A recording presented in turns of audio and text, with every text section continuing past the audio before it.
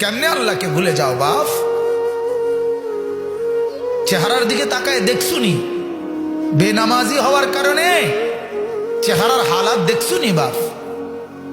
ভালো করে দেখো চেহারা কেমন হয়েছে, সেজদাবিহীন চেহারা কেমন হয়, অপবিত্র শরীর, পেশাব পায়খানা ঢিলা কুলুক নাই, পানি ব্যবহার করার খরচ করার ফিকির নাই, চেহারার হালাত দেখো বাপ। কত পাউডার তো ডেলি ডলো, কাম হয় না, চেহারা অসুন্দর, কালো, চেহারা পাষাণ, চেহারা পাষাণ। ইমানওয়ালার চেহারা সুন্দর হয়, সেজদাওয়ালার চেহারা সুন্দর হয়, দাড়িওয়ালার চেহারা সুন্দর হয়, গোলামিওয়ালার গোলামি বন্দিগি যে করে তার চেহারা সুন্দর হয়, চেহারা সুন্দর। পর্দানসীন মার জীবন দামি হয়। রাবেয়া বসরি নিজেকে পর্দায় রাখছে, আল্লাহ তাআলা তারে গোটা পৃথিবীতে পরিচয় করায় দিছে। সে নিজেকে আড়াল করে রাখছে, মালিক তারে পরিচয় করায় দিছে। ফাতেমা নিজেকে আড়াল করে রাখছে, আল্লাহ সবার কাছে পরিচয় করায় দিছে। আয়েশা নিজেরে আড়াল করে রাখছে, আল্লাহ তারে পরিচয় করায় দিছে। আর যে মহিলা নিজেকে বাইরে ছেড়ে দিছে, আল্লাহ তারে বেইজ্জতি করে দিছে। তারে দেখলে লম্পট খারাইয়া মতে, এরম যুবক তারে দেখে লোভ করে, লালসা করে, উপভোগের কামনা করে, জিনার ব্যভিচারের স্বপ্ন দেখে,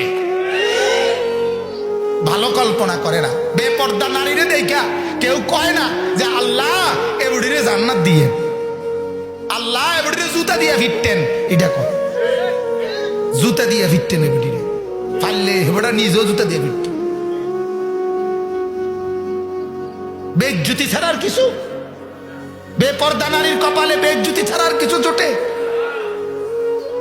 যেই যুবক দেখে তারে কদ্দুর কর না, বলে ভাই তুই তো দেখছ, তোরতে তো ভালো লাগছে, তুই কদ্দুর দোয়া করস না। কথা বুঝেন নাই? তোর তো উপকার হয়েছে একটা, তুই চাইছ, তুই কদ্দুর দোয়া করছ বুড়ির লেগে? এইতে কইব কি এরম অসিব্বর লেগে বুঝি দোয়া করতো?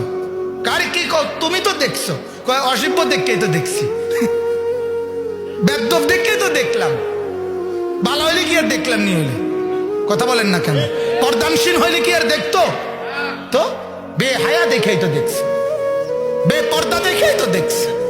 বলেন নাউজুবিল্লাহ। এই আয়াত আপনাদেরকে জাহান্নামের কথা আল্লাহ মনে করাই দিছে। এটাই বলতেছিলাম, বললাম না নবীরা জান্নাতের সুসংবাদও দিতেন, জাহান্নামের ভয়ও দেখাইতেন।